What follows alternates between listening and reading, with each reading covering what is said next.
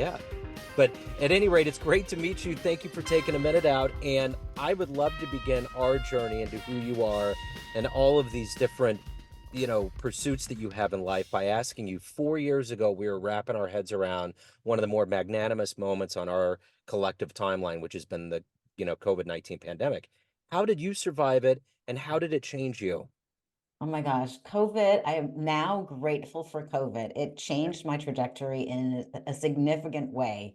When I was 9 years old, my life was changed by the Narnia series by C.S. Lewis. Yeah. And when I read The Lion, the Witch, and the Wardrobe, I'm like, oh my gosh, writers are wizards to be able to transport somebody to another place in time with ink on page of white paper. I was like amazed.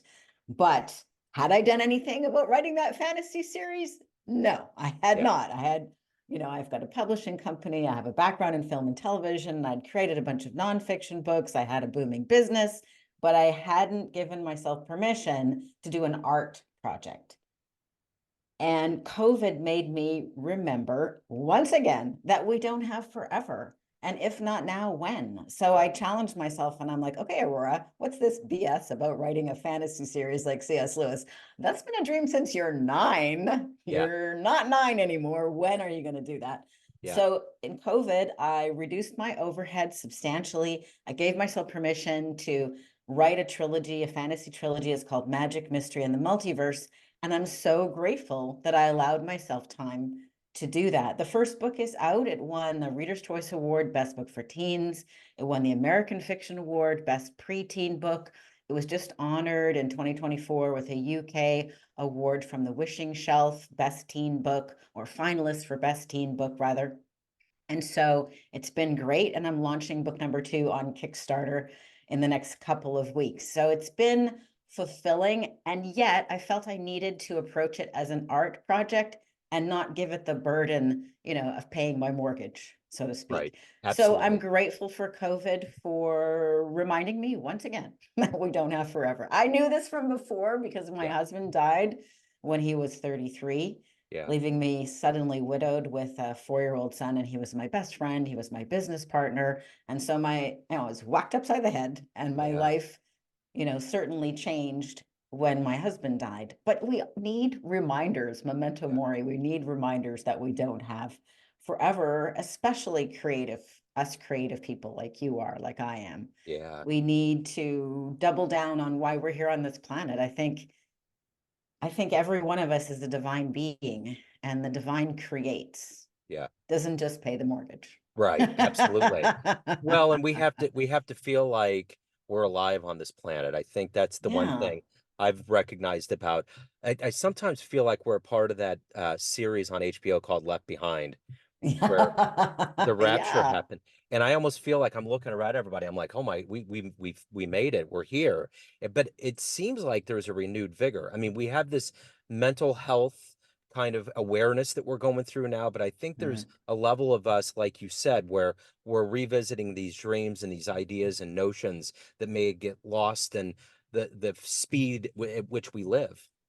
Yeah, and it's easy to feel overwhelmed or threatened by AI and by all the things you have to do in your busy day. But can we have a North Star? Yeah. Can we be shooting for something that gets us excited to get up in the morning, that has value, that has meaning, that has purpose? Can we leave a small or big legacy, whether the legacy is a garden that makes your neighbor smile and brings beauty into the world, or a painting like the painting behind you, which is an amazing work of art, Joe, and lovely, or perhaps a book like Magic, Mystery, and the Multiverse that invites people to be heroic. I think, the way that fantasy can change reality is by inviting us and reminding us about heroes. Yeah. And as we read about heroes in Magic, Mystery, and the Multiverse, it's a young 13-year-old girl. Her name is Anna.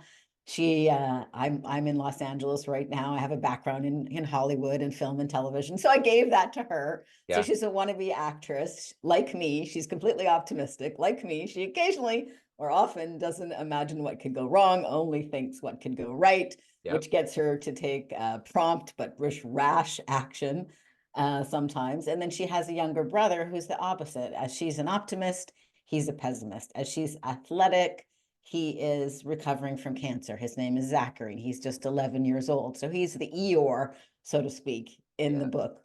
And their father is very busy shooting movies, doesn't really care to be a father.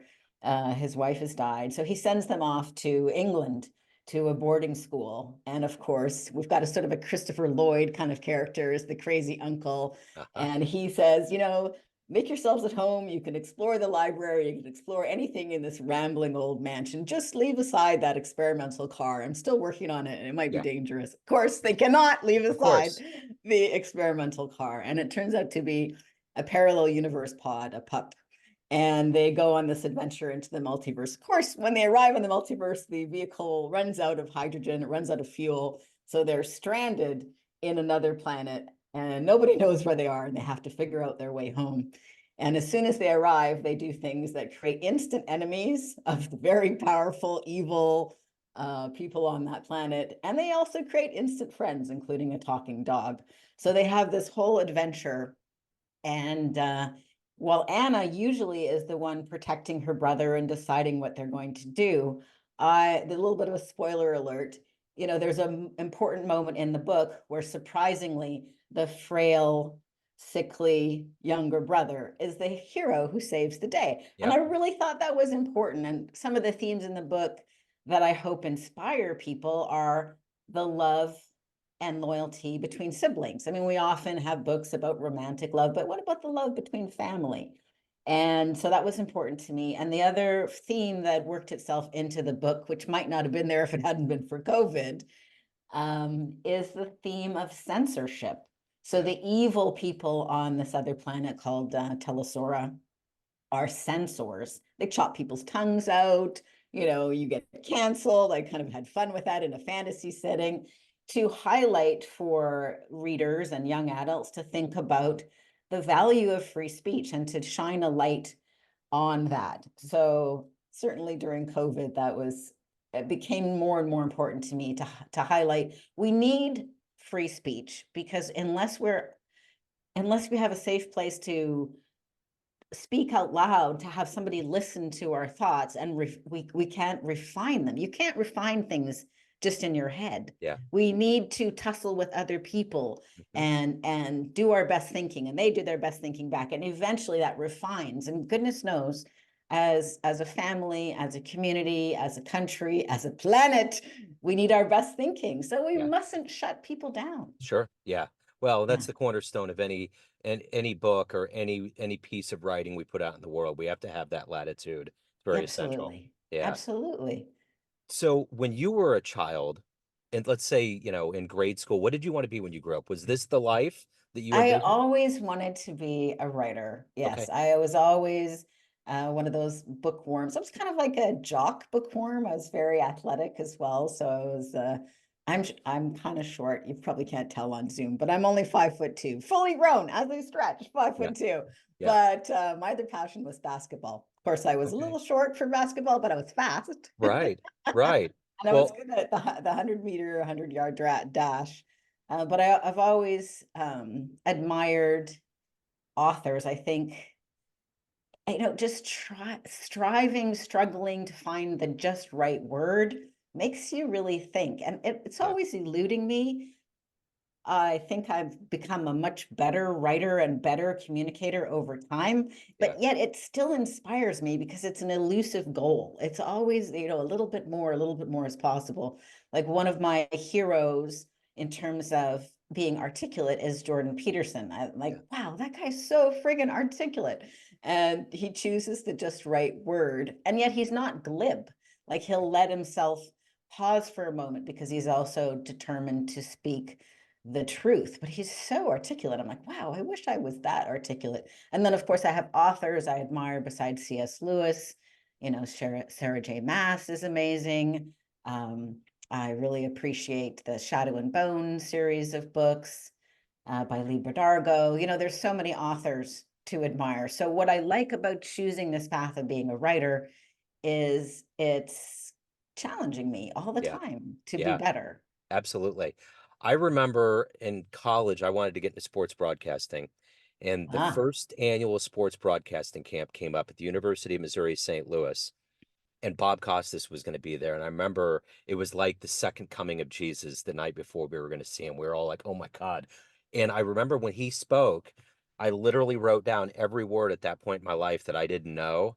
And I Wow. just filled up this legal pad and I just kept going through because his level of eloquence, and he's like a poet. He's like a sports poet. Like he gets to Wow. the marrow of the situation, but he's so good and eloquent and explains it in such a humane way. It was so cool. So I just like when you were talking about Yeah. the economy of words and getting to that, it's kind of like a musician only has so many keys on a keyboard or so many strings, and writers have the same thing. You have 26 letters, and how Yeah. you orchestrate that tweet is pretty essential. It's very poetic the way that we can economize the way we think, you I know? love that, Joe. Well, your story reminded me of meeting one of my heroes, Dr. Wayne Dyer. Yeah, So he is, in my view, the number one author who changed my life in terms of nonfiction.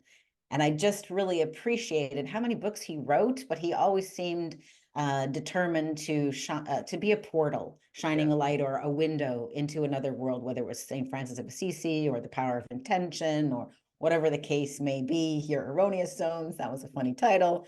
And I met him in person and gave him a copy of the manuscript of my very first book, which is called From Heartbreak to Happiness, An Intimate Diary of Healing.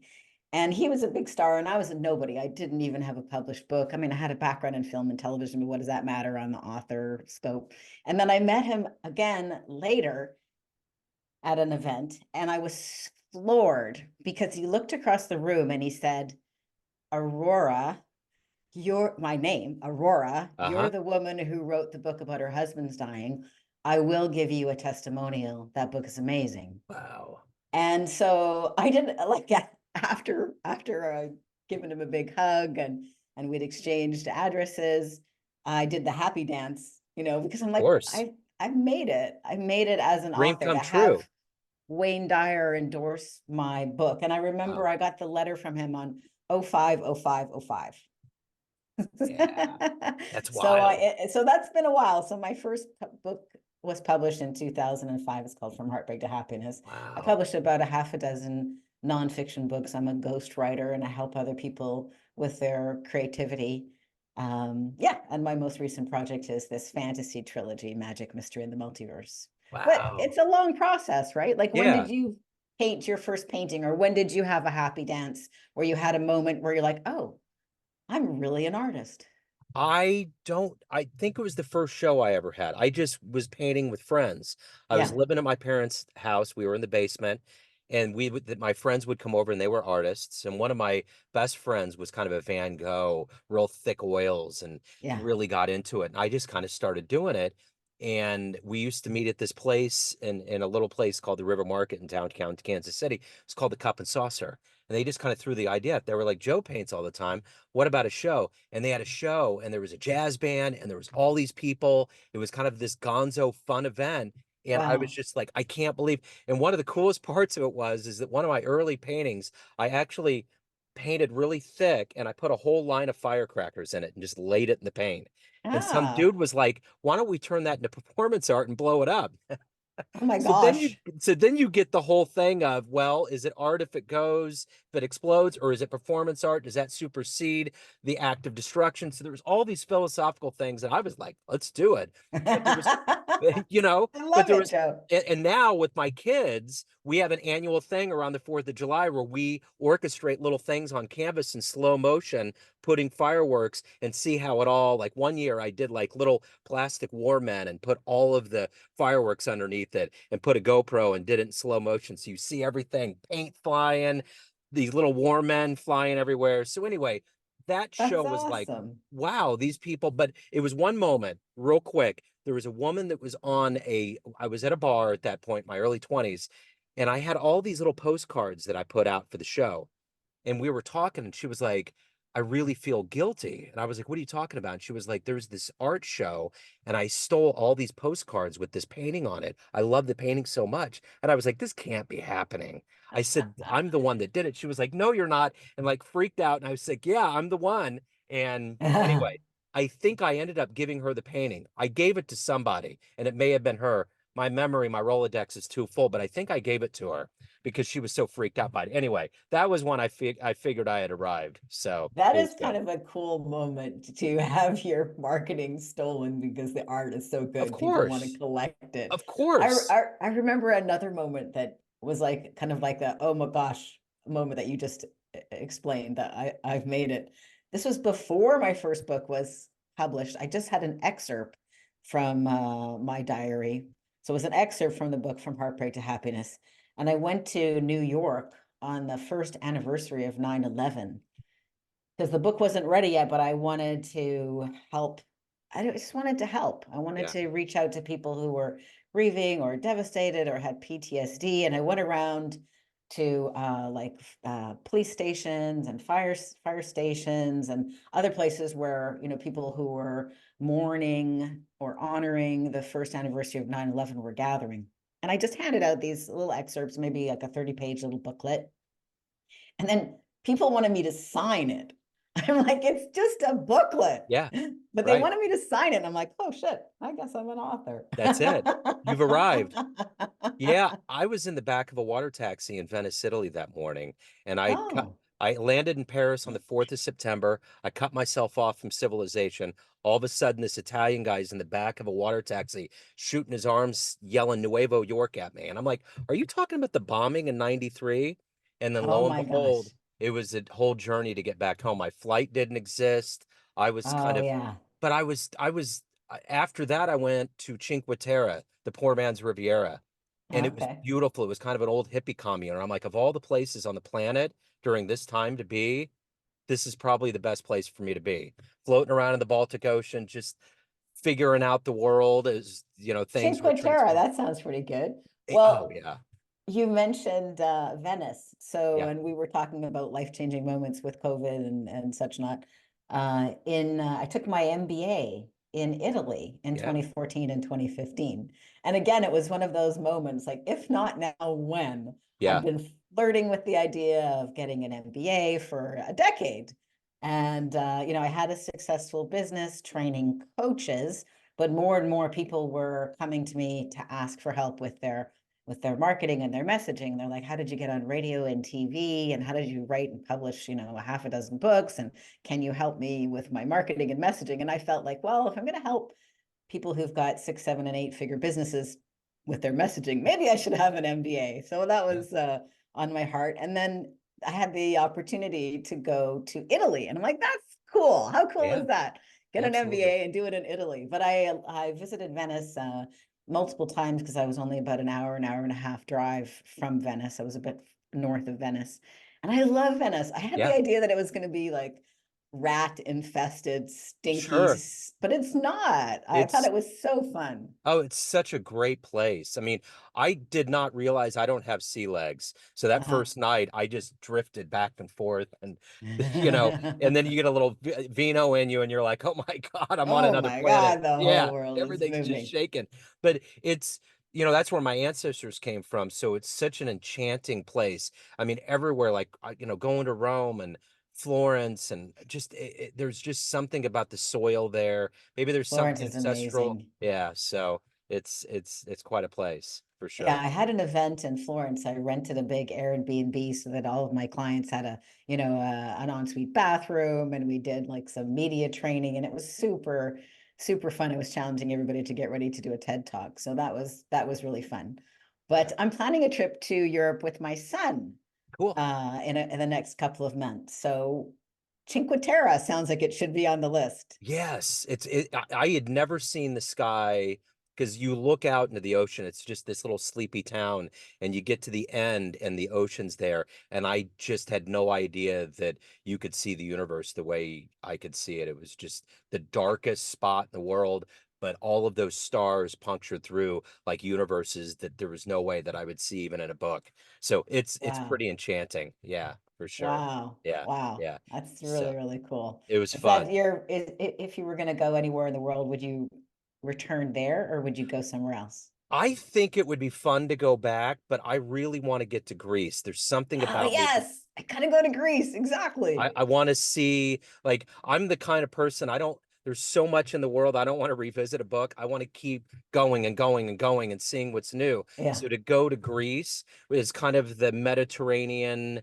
kind of vibe, and yeah. there's such a cradle of civilization and so much history. I think it would be That's just wondrous. that's the top on my to see list because I, Yeah, I lived in Europe for a year when I was a teenager, and then I lived there for about a year when I got my MBA.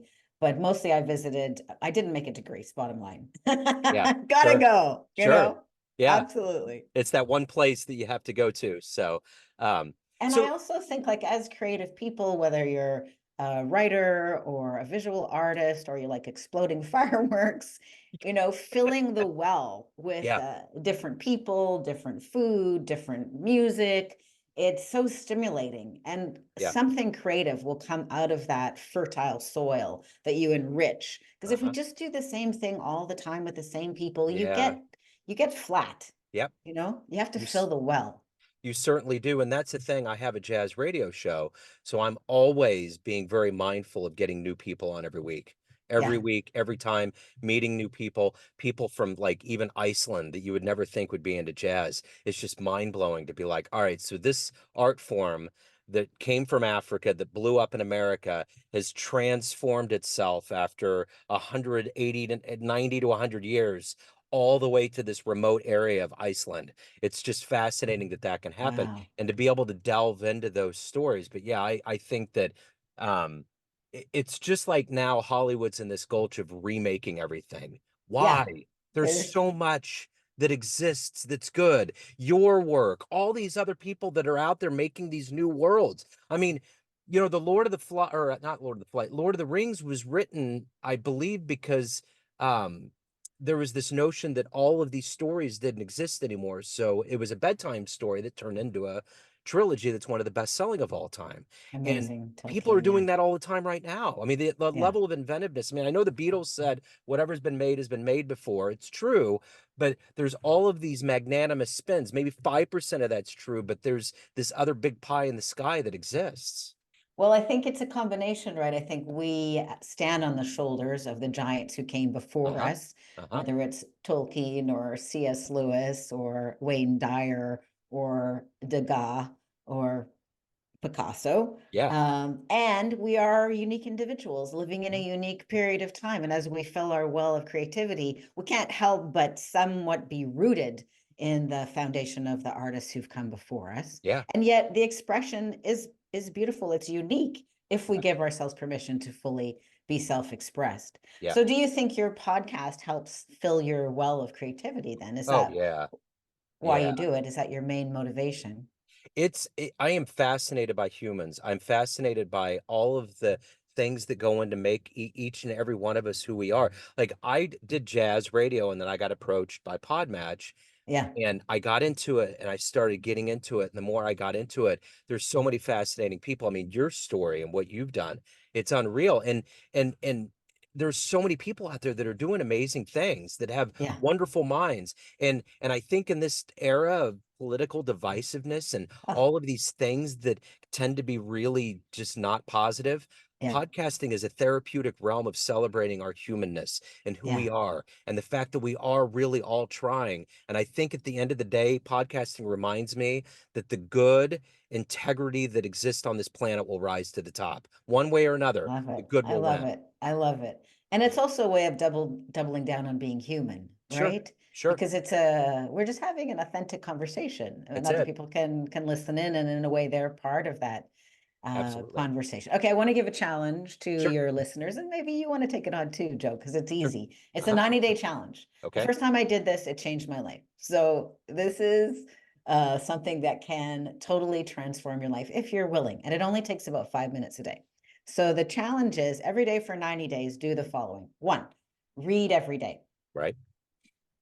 It could be just for 5 minutes. It could Sure. be from, the Tao Te Ching or something Rumi wrote or Shakespeare wrote or the Bible or whatever you're reading, nonfiction or fiction, something that inspires you. But every day, make it a habit. And in order to reinforce the habit, do it at the same time every day. So Okay. either first thing in the morning or perhaps just before you go to bed. So choose that as a habit. A good way to remind yourself is put the book you're reading on your pillow Yeah. so that you can get into Right. bed without going, Uh-huh. oh yeah, I decided I was going to read every day for 90 days. Yes. Okay. And then the second thing is write every day. Okay. You might want to do it at the same time of day. So put your journal beside the book and just 5 minutes. And you can share anything. You can either write down 3 things you're grateful for. Scientists have proven that if you write down 3 things you're grateful for every day for even just a week, it will enhance your happiness in quite a profound way. But you could also vent whatever you're thinking about, and just 5 minutes a day. And then once a week, review what you have written. Okay. And this was the step that changed my life, because I realized that things I had prayed for, support I had requested, when I was having a hard time, especially after my husband died, that the support came Yeah. in surprising ways. But if you don't put it together, you might fail to be grateful. And Yeah. you'll also notice if you keep whining and complaining about something, that you should either stop complaining or you Uh-huh. should do something about it. Uh-huh. And so it gradually invites you, encourages you to take action on the things that are bothering you and to honor the things that you can be grateful for. So that's the 90-day challenge. I I love it. invite people to do it. I love it. I was just listening to a book by A Letter to My Daughter by Maya Angelou, and Uh-huh. there's that famous quote, if you don't like something that's going on, change it, or do your part to change it. And I think Exactly. that's, my dad used to always tell me, no one wants to hear about your money problems, no one wants to hear about your problems. All right, just they don't want to hear it. So just find something else to talk about and put it out there. Because we all do. We all have our story. Yeah. And especially my best friend, my son's godfather, lost his wife to cancer about it's going on, it's been a while. It's been about 9 years now. And I Yeah. I still can't wrap my head around how magnanimous that is to lose a spouse. I mean, Yeah. Well, it's heavy. my son has this thing he says, and I like to say it, it's like first world problems. Uh-huh. Right. Like compared to somebody who's sick with cancer, or who lost a spouse, or who lost a leg, or who's got post-traumatic stress from being in a war. Like, we really don't have any Yeah. problems, and yet we can pollute our own lives Yeah. by choosing resentment, bitterness, Absolutely. anger, and complaining, and instead choose gratitude and action. Yeah.